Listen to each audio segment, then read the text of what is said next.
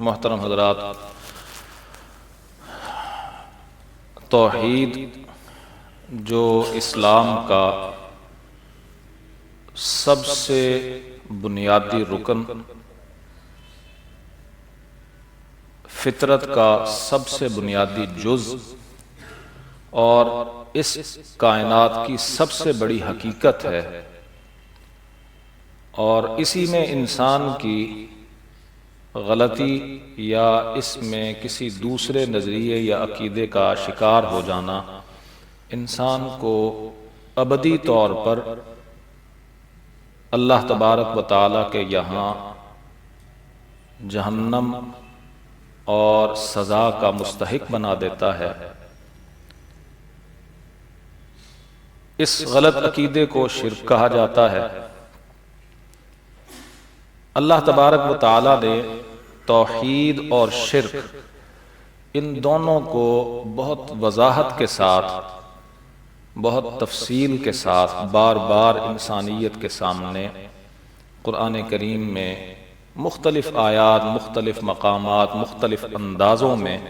بیان فرمایا ہے، تاکہ انسانیت اپنے اس جہل اور اپنے اس لا علمی یا غلط عقیدے سے باز آ جائے اور وحدانیت خدا اللہ تبارک و تعالیٰ کی توحید کی طرف لوٹ آئے۔ اللہ تبارک و تعالیٰ نے سورہ اخلاص، جو ہمارے بچے بچے کو یاد ہے اور سہل ترین مضمون اور سہل ترین الفاظ ہیں جو انسان کی زبان سے قرآن کریم کے ادا ہوتے ہیں، نبی کریم سرور دو عالم صلی اللہ علیہ وسلم نے اس کو ثلث القرآن فرمایا ہے کہ یہ قرآن کی 1/3 ہے۔ اس میں بھی یہی توحید کا مضمون ہے، اور اسی توحید کے مضمون کی وجہ سے علماء کا، محدثین کا، شراح حدیث کا یہ جو ثلث القرآن یا قرآن کی 1/3 اس کو قرار دیے جانے کا مطلب جو انہوں نے بیان کیا ہے، اس میں 2 رائے ہیں کہ ایک اجر و ثواب کے اعتبار سے یہ 1/3 کے برابر ہے، یا یہ جو مضامین قرآن کے اندر بیان کیے گئے ہیں انسانیت کی عقائد کی اصلاح کے لیے، ان میں سے عقیدہ توحید بنیادی ترین جز ہے، اور وہ قرآن کا 1/3 مضمون یہی ہے، لہٰذا یہ 1/3 قرآن کے برابر اس کے اندر مضمون سورہ اخلاص میں موجود ہے۔ تعدل ثلث القرآن کا یہ مطلب۔ اس میں بھی اللہ تبارک و تعالیٰ نے توحید کے تمام جو وہ پہلو جن سے انسانیت کنارہ کش ہو کے شرک کا شکار ہو رہی تھی، ان کی اصلاح فرمائی ہے، اور ان کے بارے میں اللہ تبارک و تعالیٰ کی ذات کا تعارف کروایا ہے۔ یہ تو صرف ایک مقام ہے، اگر ان مقامات کا میں تفصیلی تعارف کروانا شروع کروں تو یہ سال ہا سال اس کے لیے چاہیے، اور ان کے لیے باقاعدہ طور پر ایک ایک مضمون کو بیان کیا جائے کہ یہاں پر کس انداز میں رد کیا گیا۔ لیکن توحید کو سمجھنے کے لیے بنیادی چیزیں اس کے اندر موجود ہیں۔ اللہ تبارک و تعالیٰ کی توحید کی 3 وہ بنیادی پہلو ہیں جن کے اندر اللہ تبارک و تعالیٰ کو واحد، یکتا اور تنہا اور اس کے علاوہ کسی کو ان پہلوؤں کا حقدار نہ سمجھنا، یہ انسانیت کے ذمہ لازم ہے۔ 3 پہلو۔ گزشتہ جمعے میں نے یہ عرض کر دیا تھا کہ ایک تو وہ طبقہ ہے یا انسانیت کا اس خدا کے وجود سے منکر جو طبقہ، جس کو ہم ملحد کہتے ہیں یا جس کو ہم بے دین کہتے ہیں، اور جس کا کسی آسمانی مذہب پر اعتقاد یا اعتماد یا یقین نہیں ہے، ایک تو وہ طبقہ ہے۔ لیکن جو خدا کے وجود کو مانتے ہیں لیکن پھر اس کے وجود کو ماننے کے بعد کسی طرح سے اس کی ذات کے معاملے میں توحید سے ہٹ کر کسی چیز پر آ جاتے ہیں، اس کو سمجھنے کے لیے اللہ کی توحید کے 3 پہلوؤں کا سمجھنا ضروری ہے۔ پہلی ہے توحید فی الذات۔ اللہ تبارک و تعالی اپنی ذات کے اعتبار سے اپنی لفظی طور پر اردو میں تو ہم اس کو استعمال کرتے ہیں، لیکن یہ اللہ کے لیے بہرحال شخص تو نہیں ہے، شخصیت،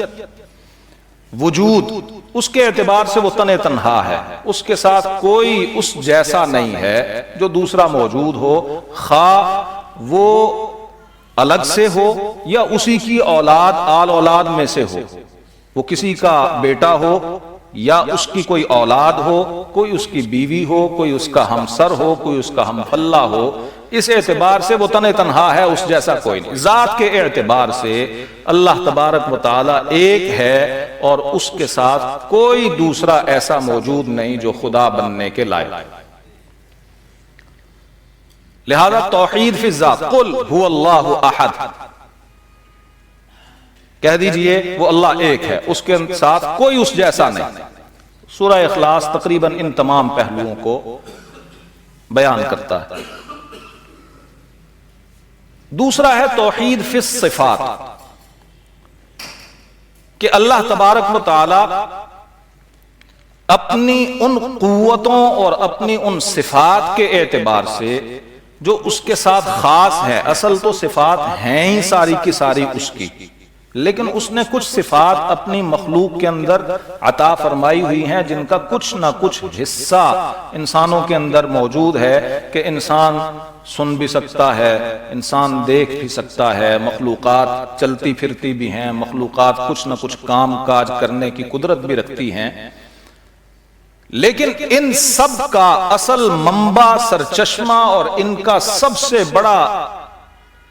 جو کامل الاختیار ذات ہے وہ اللہ تبارک و تعالیٰ کی ہے، کہ اس نے یہ آگے تقسیم کیے ہیں، وہ آگے لوگوں کو عطا فرماتا ہے، کچھ نہ کچھ علم ہے جو انسانوں کے پاس موجود ہے تو وہ اس کی عطا ہے۔ اگر کسی کے پاس کوئی دیکھنے کی قوت موجود ہے تو وہ خود فرمایا کہ الم نجعل لہ عینین الم یعلم بان اللہ یرا، کیا یہ سمجھتا ہے کہ ہم اس کو دیکھ نہیں رہے، ہم نے اس کے لیے آنکھیں نہیں بنائی، ہم نے ہی اس کو آنکھیں دی ہیں تو ہم خود نہ دیکھیں گے؟ اس اعتبار سے اللہ تبارک و تعالیٰ نے جو صفات اس کے ساتھ خاص ہیں اور اس کے علاوہ خاص کے علاوہ بھی جو صفات بانٹی ہوئی ہیں، ان کا اصل سرچشمہ اور اصل منبع اللہ تبارک و تعالیٰ کی ذات۔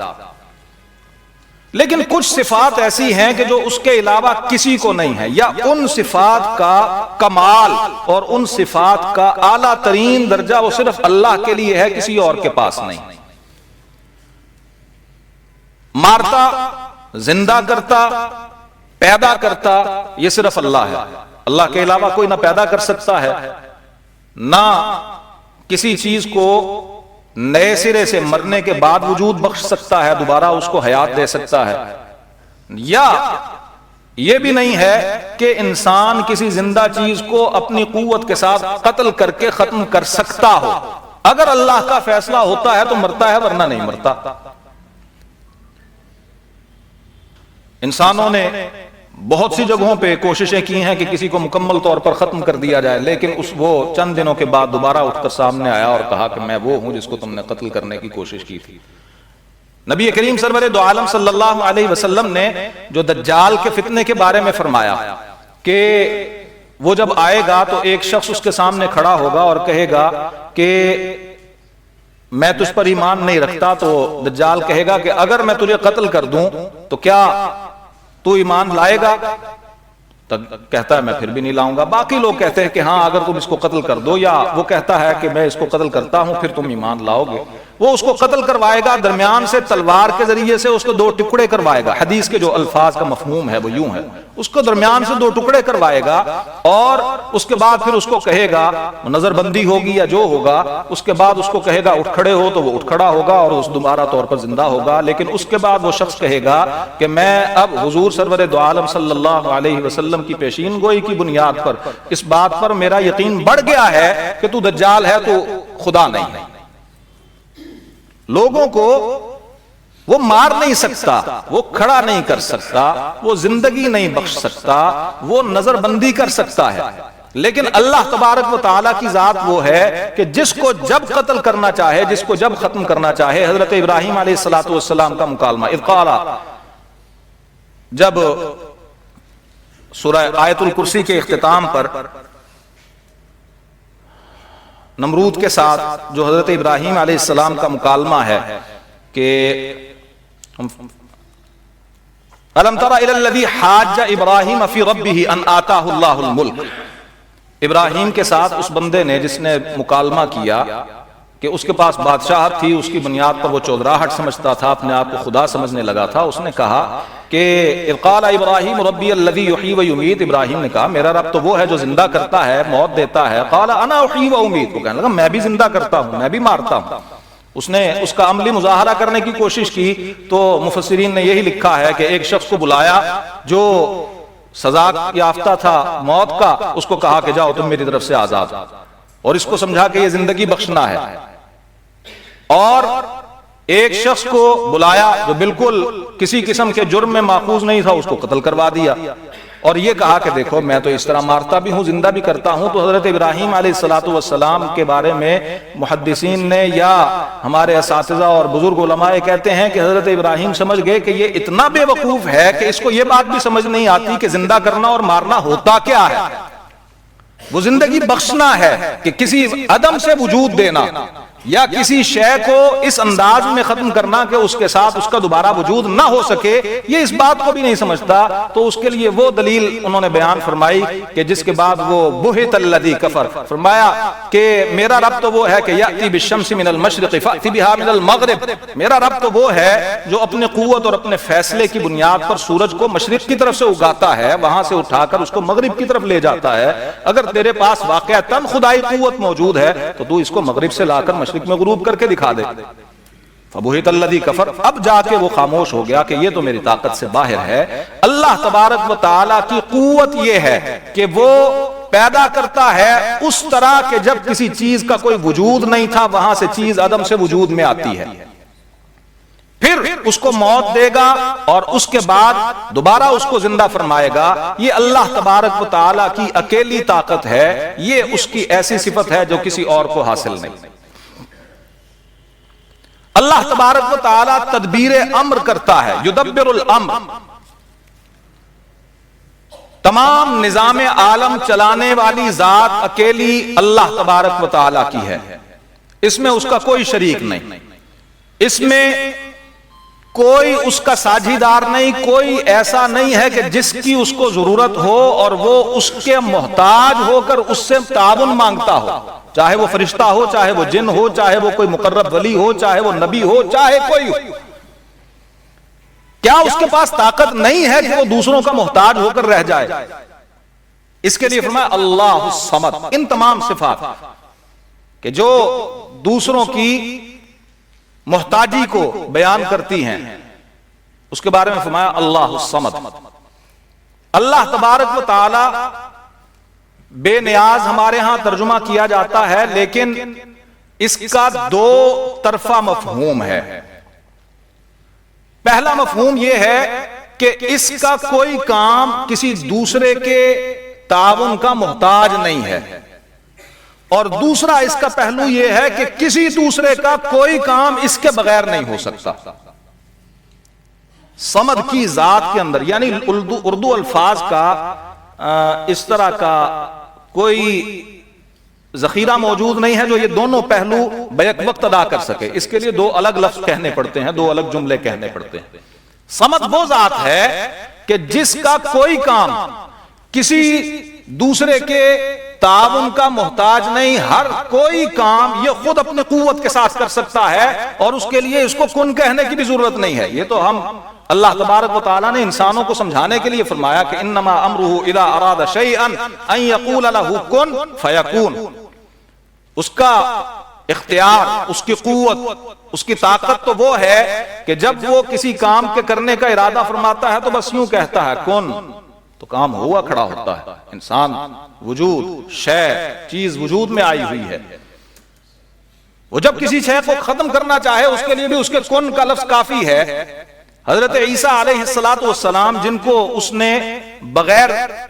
ایک عمومی طریقہ کار اور عمومی انسانی فطرت کے پیدا کیا، اس کے لیے اس کا کن کافی ہے، اسی لیے ان کو کلمہ فرمایا، کلمۃ منہ، وہ اللہ تبارک و تعالیٰ کا ایک کلمہ ہے۔ وہ اللہ تبارک و تعالیٰ کی مخصوص طاقت کا اظہار اور مظہر ہے۔ اللہ نے زندگی اور توفیق بخشی، تفصیل کے ساتھ کسی وقت حضرت عیسیٰ علیہ السلام کے بارے میں بات بھی ہوگی، لیکن یہاں پر یہ سمجھنا ضروری ہے کہ ابھی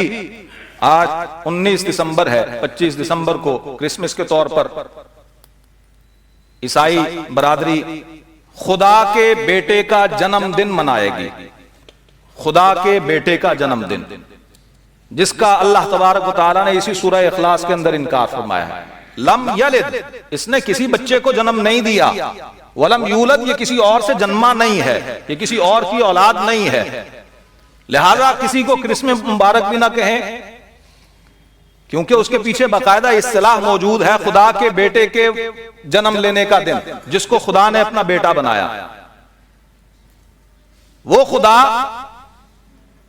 ایک کہانی ہے، فلسفہ ہے کہ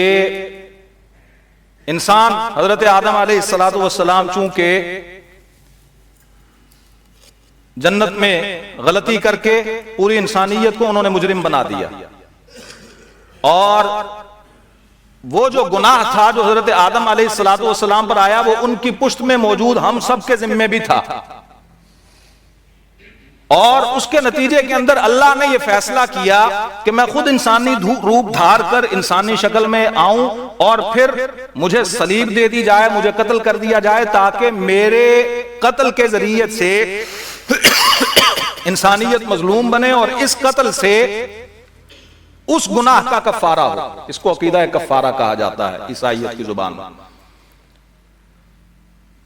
لہذا وہ بیٹا جس نے کفارے کے طور پر مصلوب ہونا تھا، صلیب چڑھنا تھا، وہ بیٹا جس نے انسانیت کے اس ازلی گناہ کو دھونا تھا، وہ پیدا ہوا ہے 25 دسمبر کو، اور وہ پیدا ہوا ہے خدا کا بیٹا، خدا کے روپ میں، خدا کے بطن سے، مریم کے پیٹ سے پیدا ہوا ہے۔ شکل اس نے انسانی رکھی ہے، یہ عقیدہ ہے۔ تو اس عقیدے کو پروموٹ نہ کریں، مذہبی رواداری اپنی جگہ پر ہے کہ ہم ان کو برا بھلا نہ کہیں۔ اللہ تبارک و تعالیٰ کا حکم ہے لا تسبوا الذین یدعون من دون اللہ فیسبوا اللہ عدوا بغیر علم، جو اللہ کے علاوہ کسی اور کو پکارتے ہیں ان کو برا بھلا مت کہا کرو، ان کو گالیاں مت دیا کرو، ان کے ساتھ بدتمیزی اور طیش میں آ کے ان کے ساتھ برا رویہ نہ اختیار کیا کرو۔ نتیجہ یہ ہوگا کہ یسب اللہ، وہ تمہیں بھی گالی نہیں دیں گے بلکہ تمہارے خدا کو، اللہ کو گالی دیں گے۔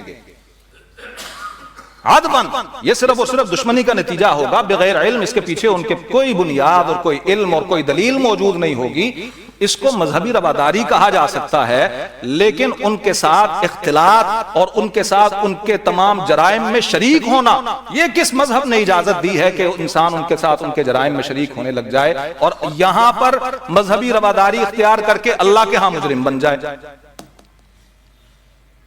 فرمایا قل هو اللہ احد، اللہ ایک ہے، اللہ الصمد، وہ اللہ ایسا ہے کہ اس کو کسی کی کوئی احتیاج نہیں ہے، وہ رزق بھی خود دیتا ہے، اولادیں بھی خود دیتا ہے، سنتا بھی خود ہے، سمجھتا بھی خود ہے، جانتا بھی مکمل طور پہ خود ہے، دیکھتا بھی خود ہے، اس کے علم کے لیے کسی وسیلے کی کوئی ضرورت نہیں ہے، تمام کائنات کے نظام کو وہ خود اپنے اختیار اور اپنی قوت اور اپنی قدرت سے چلاتا ہے۔ اس لیے اللہ الصمد، اللہ وہ ہے کہ ساری دنیا تو اس کی محتاج ہے لیکن وہ کسی کا محتاج نہیں ہے۔ لم یلد ولم یولد، وہ اللہ وہ ہے کہ اس کے ہاں ولادت کا تصور نہیں ہے کہ وہ اس نے کسی اور کو جنم دیا ہو اور خود کسی اور سے جنم میں وجود میں آیا ہو۔ وَلَمْ يَكُنْ لَهُ كُفُوًا أَحَدٌ، اور جو کوئی یہ سمجھتا ہے کہ خدا کو بیوی کی، کسی ہمسر کی، کسی ایسے کی جو اس کا ہم پلہ ہو کر نظام کو چلانے میں اس کا ساجھیدار ہو، اس کی ضرورت ہے، تو لم یکن لہ کفوا احد، اس کا کوئی ہمسر نہیں ہے، اس کا کوئی ہم پلہ نہیں ہے، اس کی کوئی ذات ایسی نہیں ہے کہ جو اس کی برابری کا دعویٰ کر سکے۔ وہ ہر اعتبار سے یکتا و تنہا ہے۔ جب وہ اکیلا اور یکتا اور تنہا ہے اللہ نے زندگی اور توفیق بخشی تو آئندہ جمعے جو پارہ نمبر 20 ہے اس کے چند پہلی آیات جو پہلا رکوع ہے اس کا میں آپ کے سامنے ترجمہ اور اس کے مضامین بیان کروں گا کہ توحید کے اندر اللہ تبارک و تعالیٰ کے ساتھ انسان کیا دھوکے کر رہا ہے، اللہ تبارک و تعالیٰ کے ساتھ کیا جو انسان کے ذمہ حق تھا اللہ کا اس کو ادا کرنے میں کوتاہی کر رہا ہے، اللہ نے کیا کیا چیزیں بیان فرمائی ہیں۔ اللہ تبارک و تعالی ہماری توحید درست فرمائے، ہم سب کو موحد بنائے اور ہر قسم کے شرک سے ہم سب کی حفاظت فرمائے۔ وآخر دعوانا ان الحمدللہ رب العالمین، سنتیں ادا فرما لیجیے۔